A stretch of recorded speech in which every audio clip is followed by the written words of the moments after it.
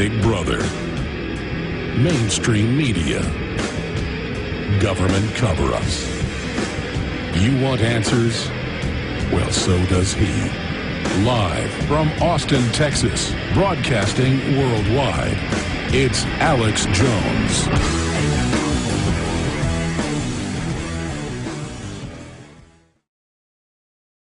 Lieutenant Colonel Anthony Shaffer is with us for the rest of the hour. He's going to be on MSNBC and RT today.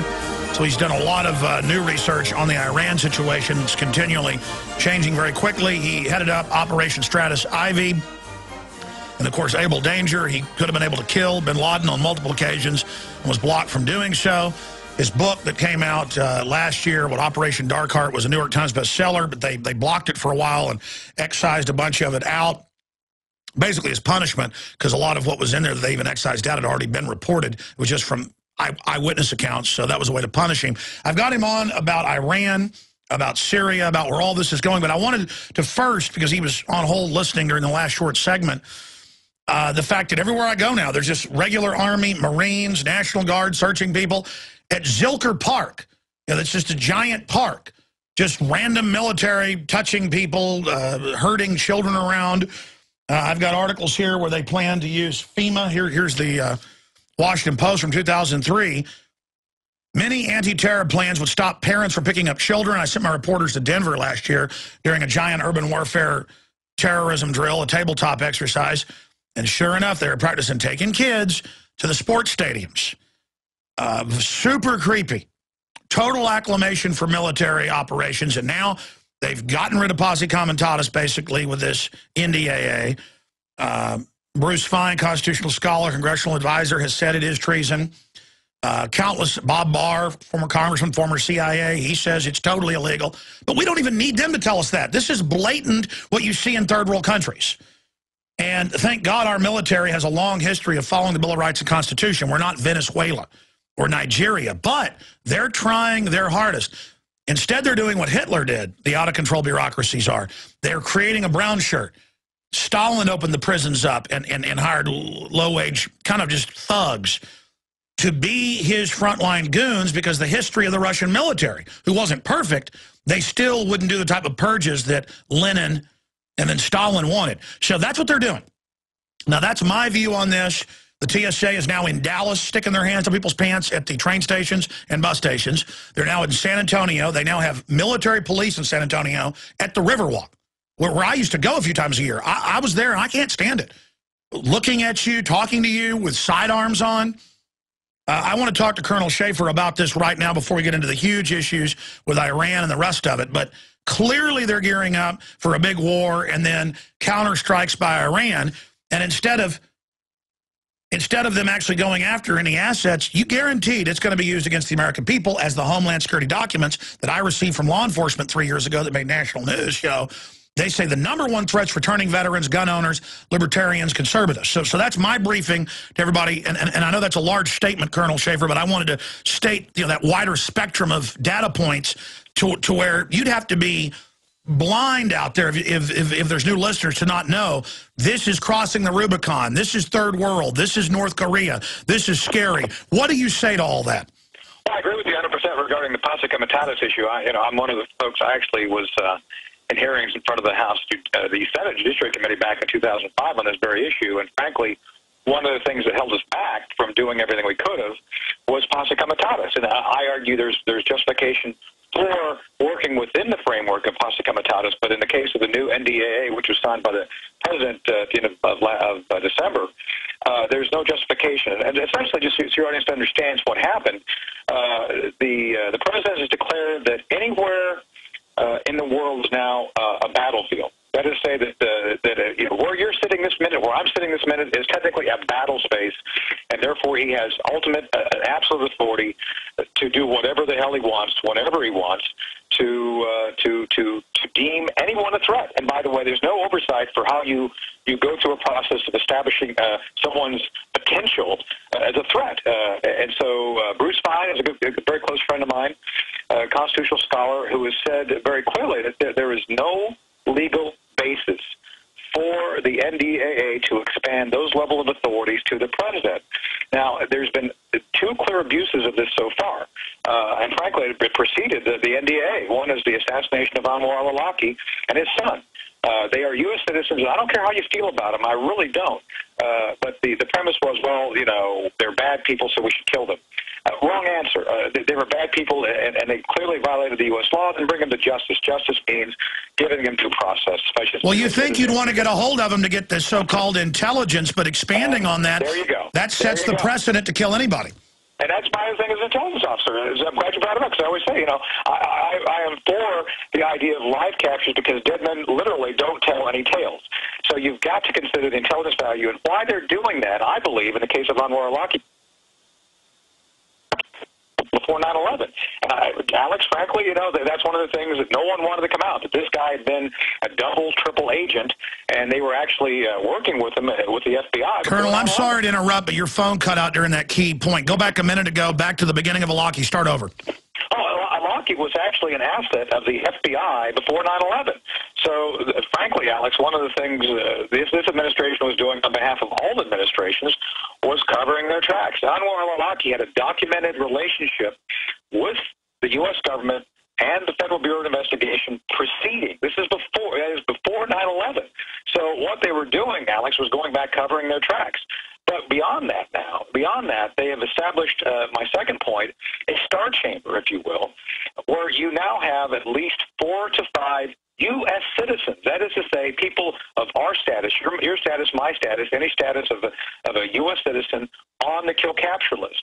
And no one knows how they got there, why they got there, what do you do to get yourself off the list, and oh, by the way, what justifies the unilateral use of deadly force when no one can actually define what they did that was so threatening to the foundation of the Constitution that allows them to be assassinated on sight.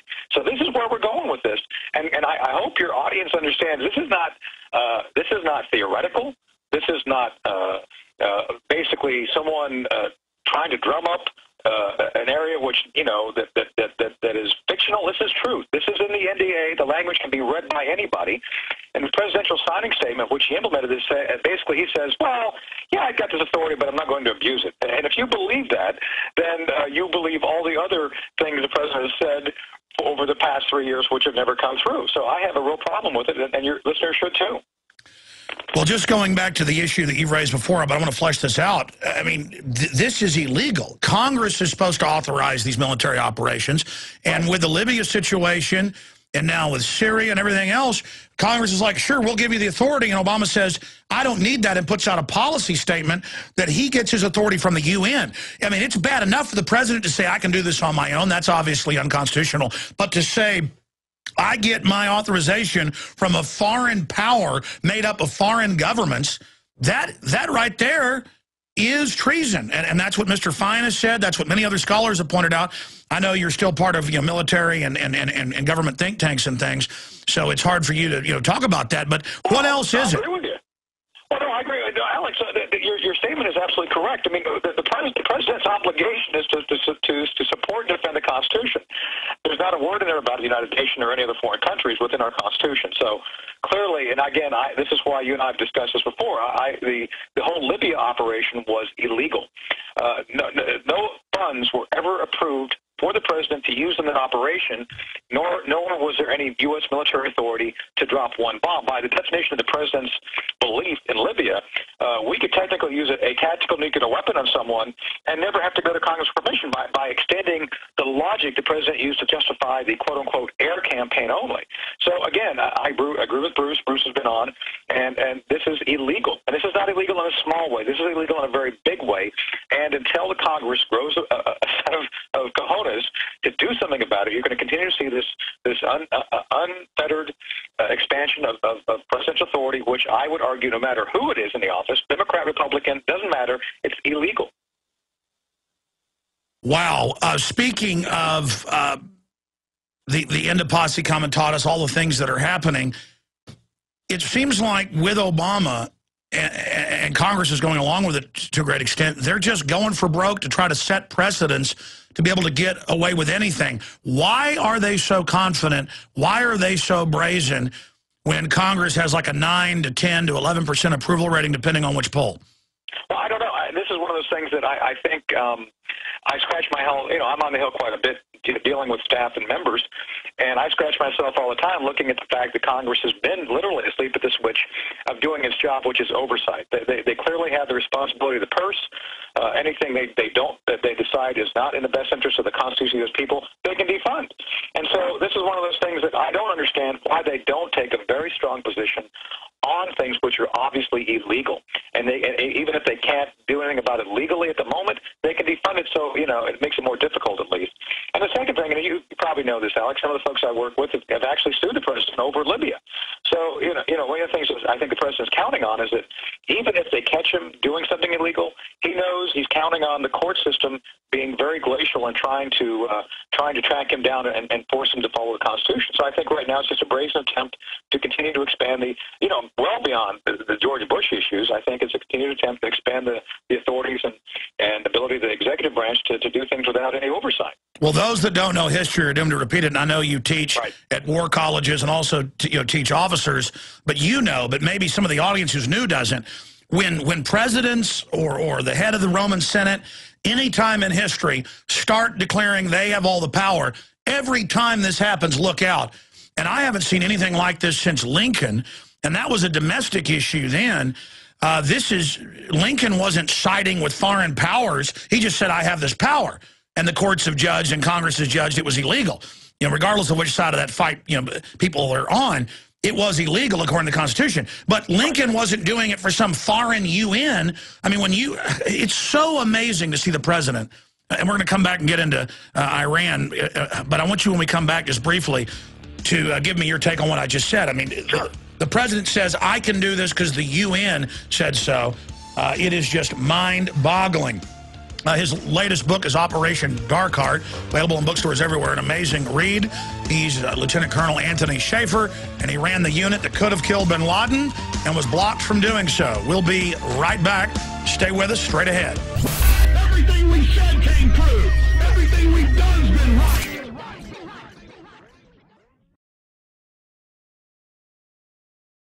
There's a man. The Bill of Rights and Constitution is being attacked. I want to get into Iran. I want to get into Syria, all of it, the situation with Russia, Pakistan. It's all just crazy with Colonel Tony Shaffer, best-selling book, Operation Dark Heart. A really interesting fellow. Sometime I ought to just get him on about some of the wild things he can talk about in all the different operations he's been in. But right now, we were finishing up, if you just joined us, talking about Obama says he can launch these wars because the UN says so, but they're not wars, even though they killed 35,000, 40,000 people. And it's reaching new Orwellian proportions. We know they're funding opposition with a lot of al-Qaeda connections in Syria. They're using al-Qaeda groups against Iran. All of this is just getting wilder and wilder. Your points on that, Colonel? Well, I think, you know, clearly the Middle East is a bad place. There's a lot of bad people live there. And I think, I'm going to be very direct about this, I think we've had a White House who has been naive to think that being nice to everybody is going to be the ultimate solution of bringing things forward. With that said, at the same time, I don't believe having the hammer, I mean, someone who has a hammer, everything tends to look like a nail. So, you know, what we've got to do is actually understand what is in our U.S. best interest. And as you pointed out, I think a large part of our government's been focused really here at home on non-existing threats, which really, you know, should make everybody really worried by the fact that they're trying to establish so much authority to do domestic operations. And as we know, there's been very few instances of domestic terrorism, but most of those have been prominently happened, which were actually of terrorist trade overseas. Faisal Shahzad, Abu Muttalib, the underwear bomber, Major the guy of the Fort Hood. Major Hassan, all being handled by the double agent Al-Awlaki. And yeah, so exactly. So the threats are clearly overseas, and this is one of the things the administration continues to pretend otherwise. This also goes to the heart of the Iranian policy right now. Right now the president's speech Sunday to AIPAC really, to me, was a political speech. If President Obama really believed everything he said should have been something at the forefront of his policies 3 years ago. They weren't. So now we're left with a situation where I think there's a number of folks who want to go to war. There's no doubt there's a divide within both the conservative and liberal movements about what to do about Iran. The problem is this, Alex. There's a larger picture we're not paying attention to, which is the fact that we're about to see the beginning of a Sunni-Shia Cold War. And so we're not even worried about the fact that there's larger powers, the Pakistanis who have nuclear weapons, the Saudis who have always wanted to have access to nuclear weapons, and now you've got the Persians in the form of the Iranians actually developing theirs. And all of this is going to play out in a very bad way unless we figure out who we need to deal with, you know, in both the long term and short term. And linking this directly to Syria. We don't know enough about the situation to actually side with someone, and yet we're involving ourselves. Much like we did in Libya, we chose to involve ourselves without fully understanding what that involvement would be. And I would argue that the tribal situation in Libya that exists today, with the toehold of al-Qaeda doing things on the ground there, was not what we intended, and frankly, it was predicted, though. And again, we're dealing with an administration. No, you predicted it all here on air. Do we know what happened with the 10,000 missiles and 8,000 of them being high-tech? Well, we know some of them ended up in Algeria. They were intercepted going across the border, so we can only imagine what happened to the ones we didn't see. It's going to be like the drug problem. You know, it's not the ones you capture that you have to worry about. It's the ones that you know are out there that you have no idea where they're at. So I think we're going to see long-term ramifications far after this year. And then when jet airliners get blown up, taken off from the airport, I'm going to lose my liberties because they put al-Qaeda in Libya and gave them all these missiles. I mean, what you see is an excuse to power grab. Right, exactly. And so that's what we're seeing across the board. So, but with that said, though, we've got to look at the fact that the Iranians have been dealing with the North Koreans. And one of the things I think we talked about a little bit before is, look, the Iranians are just playing the same playbook as they did with the North Koreans. You know, the North Koreans did exactly what the Iranians are doing now, but the North Koreans did it back in the 90s. I actually worked operations and watched in slow motion as the then Clinton administration basically gave food to the North Koreans, did all these concessions, never received a thing back. We're in the same situation now with the Iranians, where basically there's a game of brinksmanship going on, and we continue to kind of give things away with no expectation of actually achieving victory, which I would argue kind of goes to your point, Alex. The administration really doesn't necessarily want to achieve any progress by the fact they will continue to amass, power to do whatever the heck they want. And I don't think they're defining clearly what the threats are we need to be looking at and taking action against. Well, when I see something in the Western media, I don't just believe it.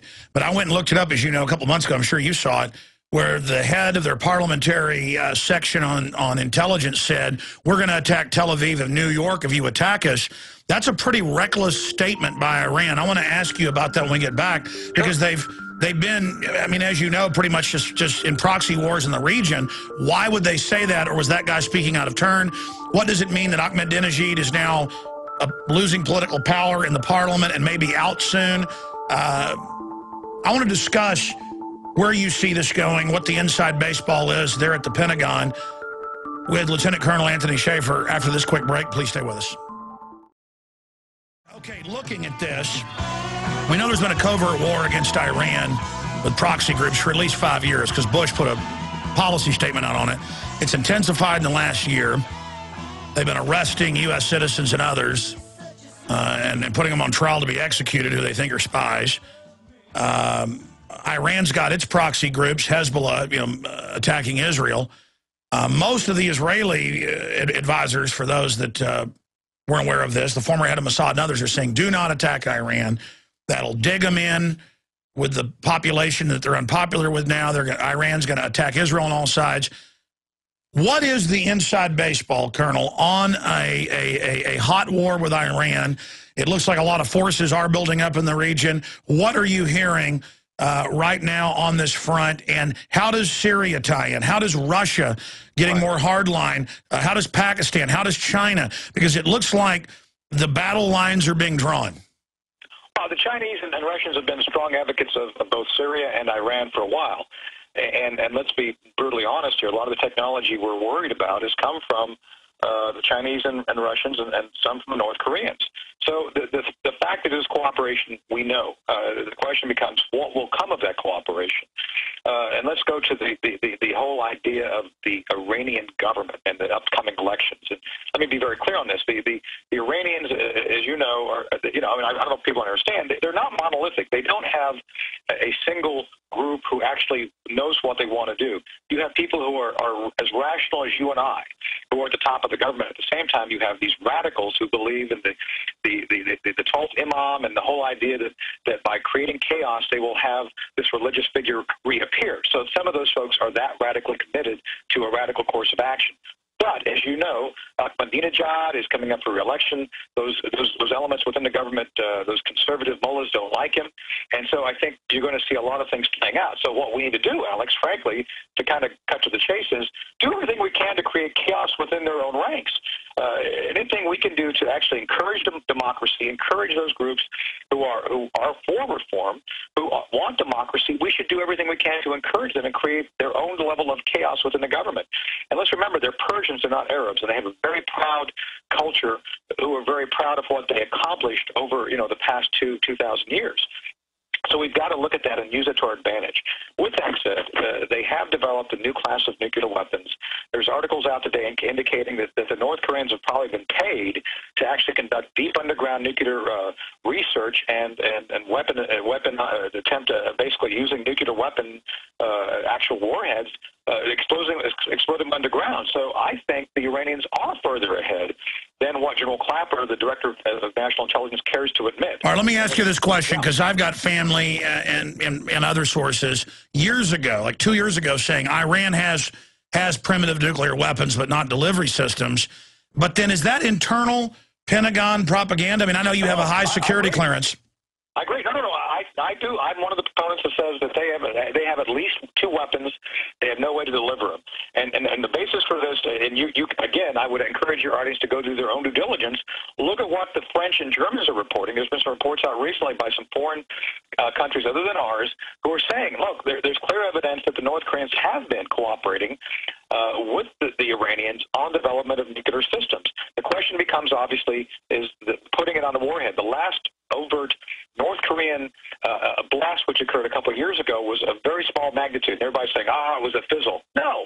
What they were going for is miniaturization, Alex. What they're trying to do, both sides, the North Koreans and Iranians, are trying to miniaturize so they can put these things on delivery systems. So I agree with you that I think they're working right now to put these things on delivery systems, which will allow them to throw these nuclear weapons outside of their border. Right now, they cannot deliver them using modern technology. But again, simply having it does not mean that the intent to use it is there. And that's where I think the question... Well, let me go to this place then. What about Pakistan? Because I see that as a greater threat to everybody, that they're very unstable and have over 100 nukes and medium-range delivery systems, as you know. That's on record.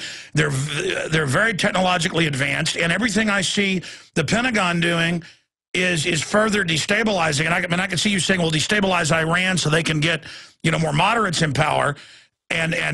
But then what about Pakistan? I mean, aren't these policies actually pushing Pakistan into the arms of China? Well, I think that we have to you quote President Bush, we've misunderestimated the Pakistanis. The Pakistanis for this entire war, Alex, have been on one side, the Pakistani side, and yet we pretended otherwise. So by the things we've done, I think have had the unintentional. I don't believe we've intentionally sought out to destabilize the Pakistanis for the very reasons you mentioned. We know they have nuclear weapons. We know they have nuclear delivery systems. But I think the unintended consequence of us forcing them to do things against their best interest, which is essentially to say, we force them to take and do something against the Taliban. The Taliban are their own creation, Alex. We're trying to get them to do things which they don't want to do. And by doing that, we've created this other element of the Taliban within Pakistan who is now working to destabilize them. So we've helped create the chaos within their system by asking them to do things against their own interest. That is a Pakistani interest. And plus you have the Indians. So we've allowed the Indians to do a great number of things in Afghanistan. By doing that, we've then further destabilized the situation. This is a situation where we should have asked the Indians to just sit it out. We don't need you there because your presence there will help destabilize things. Well, no kidding. That's the ancestral enemy they've had all these wars with. It's crazy. I mean, come on. The Pentagon, the CIA, they've got to know that bringing the Indians in was going to turn the Pakistanis against them. They did, and that's why you've seen the Haqqani network be so effective in retaining its ability to launch operations within Kabul and other parts of Afghanistan.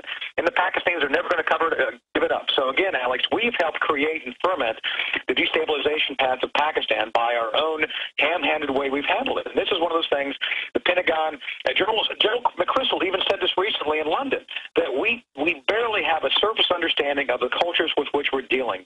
And so when you have policymakers with authority, with no knowledge of the culture. What you're seeing the inevitable result of this ham-handed, half-baked policy of dealing with the Pakistanis in such a way that we've destabilized the situation.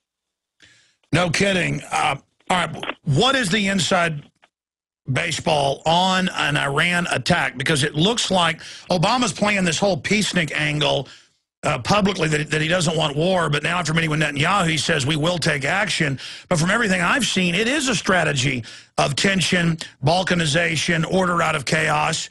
At many levels, I don't think it's ham-fisted. Sure, mid-level, some of the bureaucrats. I mean, this larger strategy looks like it's an attempt to bring the world into turmoil so that there can be distractions from the bank looting and the rest of it. But what are you hearing on an Iran attack? Well, they're split. I mean, clearly, let's just look at the facts here. One of the key facts, Alex, is that it would take over 300 sorties, that is 300 air missions, to just hit the known nuclear facilities, the known nuclear, and obviously we know that the Iranians have secret nuclear programs. So you've got to look at that realistically. So we have folks clearly who think we could do it.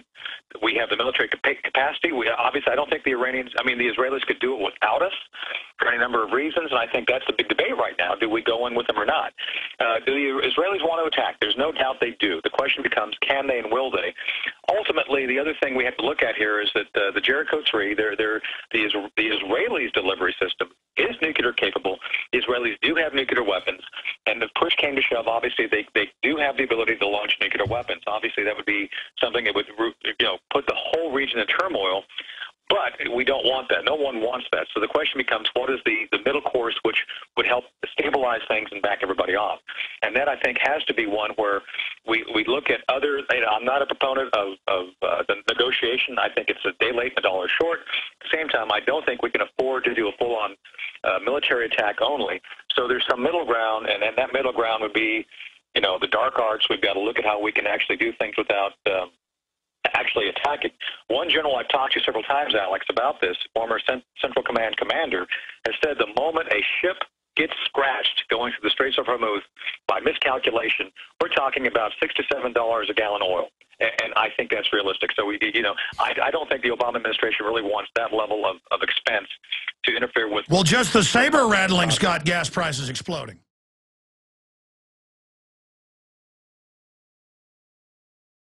At the $5 or more soon. Yes, absolutely.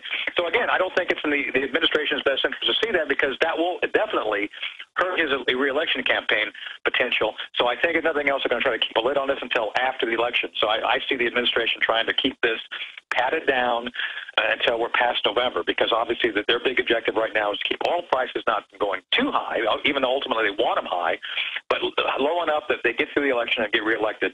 And I think obviously... Okay, so after the election, instead of an October surprise, because if they did it close enough to that, even if gas prices went up, people tend to line up and rally around a president, period, when we're in a big war. Let me expand on this. How do you expect, and what are your colleagues saying? What's the consensus, if there is one, on the Russians? Putin's been reelected. If you believe that, their stocks have gone up. That means the hardliners are in. You've got the Chinese president saying prepare for war with the U.S. You've got the Pentagon acting like the Middle East isn't even an issue and sending all these fleets and troops to the Pacific. Why is there this realignment against Russia and China right now? Well, the first problem we have, just so I can define it for your audience to understand, we have no grand strategy. We have no idea what we're doing globally. We don't. And one of the things that even during the Cold War, Alex, we kind of had a strategy of how we're going to do things. We don't have that. No one has sat down and figured out how we're going to do things. All they know is we're going to cut the budget.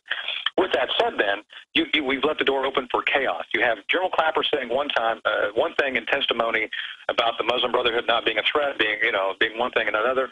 At the same time, you've got the military expansion in the Pacific. So again, I think it's almost like there's nobody really thinking things through. What is we're playing checkers, not chess. So what we need to do now as a country is really force the administration, whoever's in power, trying to figure out what are we actually trying to do with our multi-billion-dollar military. Well, that's my next question. That's what I see, is you've got all these special interests who all want different things. Right. And so it's like America's become this robot that's getting all these different orders and smoke's coming out of its ears. And so even though we've had a corrupt elite and problems in this country before, now I'm really starting to agree with you. And I didn't think this just a few years ago. I don't think the elites can get their act together as bad as they are. It's crazy. They've got all these weapons, all these systems. They've got level 4 bioweapons development. They're putting in level 2 facilities. I mean, they're crazy. They don't know what they're doing. Congress is insider trading, mistresses partying. We've had corrupt elites, but at least they were professional in the past. I think we are getting a bunch of moron, power-tripping, hubris-filled playboys, and that spells disaster. I mean, that spells war. That's because, man, I just have a bad feeling. I mean, I integrate all the info together, and my gut tells me we are cruising towards calamity. I agree with you, and I think that's the problem here, Alex. We got to get our act together because you have, like you said, you have huge economic interest in the Pentagon. One of the reasons we're bogged down in Afghanistan is we know the issue is Pakistan. We know that. One of the reasons we're bogged down is because you have something called, my friend, you probably know him, Jerry Doyle, calls it combat to commerce. You have people with huge investments in defense spending. And that's one of the reasons the super committee failed. Let's look back at the super committee. Pat Toomey from Pennsylvania and Patty Murray from Washington State both have Boeing in their districts. Do you really believe that congressmen and women are going to cut the budgets that would hurt their own constituents? There's no way. So we've allowed the system to create itself in such a way that people cover their constituents by ensuring this huge spending goes on without a real focus or purpose within the context of the spending, and we've got to get a handle on it. Wow. What does your gut tell you right now? I mean, not making predictions, but right now, the current course we're on, 60-40, 60 for an Iran attack in the next year, or is it 60% not a war, 40%? I mean, what's your gut? I do believe, based on everything I'm hearing and what I believe, there's a better than even chance that there will be an attack before the fall. I think it would be towards the fall, and it'll be one of those things that I think there'll be clear indications it's coming, despite the Israelis trying to hide it. I think that this is padded down probably through the summer, and something will happen this fall. Like you point out, either everybody will rally around the president because we have to fall in with the Israelis, or the gas prices will drive them out of office. It could go either way, and I think that's one of the calculations the White House will continue to try to ascertain within Poland. And again, I believe the president's speech yesterday at the AIPAC organization was purely political. Had nothing to do with the national security realities. If he really was focused on diplomacy, Alex, he should have done that 3 years ago. And instead, now we're behind the power curve, and I think it's all about political equations designed to get him through and get him elected in November, one way or another. So, what do you think about admitted George Soros-type State Department programs to destabilize and mess around inside Russia? I mean, I don't think they're going to be successful doing that. I think they're going to completely get Russia to unify its elite in an anti-Western stance that'll probably cause more trouble down the road. I agree with you. I mean, the Russians have their own interests. The Russians, there's an old saying back in the Cold War, the Russians used to say, what's ours is ours and what's yours is negotiable. And so, they are now reasserting themselves as a global power. We have to understand that. And the more we mess around with them, I think the more we have the potential of doing bad things. Frankly, maybe we got to look at playing the Russia card as we did during, as Nixon did with China during the Cold War. Exactly. And I think we need to look at how, the Russians and us have a lot of common interests if you really sit down and look at it. So I think we ought to be looking at how we can align interests together to do things to be maybe a global ally rather than. Can you imagine if the U.S. started becoming a partner and trading with Russia? It would be great for both economies. But again, special interests don't want that. I mean, that's what Ron Paul. People say, well, Ron Paul, he wants to be with the Muslim extremists. No, he understands this empire is on its last legs. Right. What's your take on Ron Paul? Well, I got to tell you, Alex, I've said this publicly, I think his policy is the most realistic on Iran. The more we pick them, the more we poke them, the more the people will be apt to unify around the current government. We really don't want that. So I think we need to be very careful to say, look, we are against your government developing and having nuclear weapons which could be used for purposes of creating war. At the same time, we're not against the Iranian people. So it's a tough thing to do, but we got to do that. And I think Ron Paul is right in that we need to look at how we can reach out and negotiate and be involved in trade with powers, and at the same time limit our focus of using force. I think we're too apt to use force, like we did in Libya, and take a step back and figure out what is really in our interest to do. So I'm hoping that the other candidates will start listening to Paul and some of his common sense. At the same time, I think he wants to pull back too much. I think we need to maintain order. We are the big dog on the block, so to speak. I think it is our responsibility to maintain lines of communication, lines of commerce, because it is in the best interest of the world to keep that lifeblood flowing. And if we don't do it, we allow it to fall to someone else, I don't think they will be all as kind as we are. So, well, I just think the special interests running this country have proven that they just run off to their armored, Swiss redoubts after they suck countries dry. And what do they think they're going to do after they've imploded the U.S.? I mean, they're going to bring the whole world into chaos, and it's time for the elite to realize how much danger they've put everybody, including themselves. Colonel Shaffer, a best-selling author of Operation Dark Heart, of course, OperationDarkHeart.com. Thank you so much for spending time with us. Look forward to talking to you in the near future. Thank you, Aisha. Thanks for having me. Great to be on. You bet. Great to have you. All right, there goes Lieutenant Colonel Anthony Shaffer. Really intelligent, informed guy on a wide spectrum of issues. What's up with these sorry politicians? Lots of bark. When it's showtime, whimpering like little shih tzus. You want big cuts. Ron Paul's been screaming it for years. Budget crisis? No problem. Got $1 trillion year one. That's trillion with a T. Department of Education? Gone. Interior, Energy, HUD, Commerce? Gone. Later, bureaucrats. That's how Ron Paul rolls. Want to drain the swamp? Ron Paul. Do it. I'm Ron Paul, and I approve this message.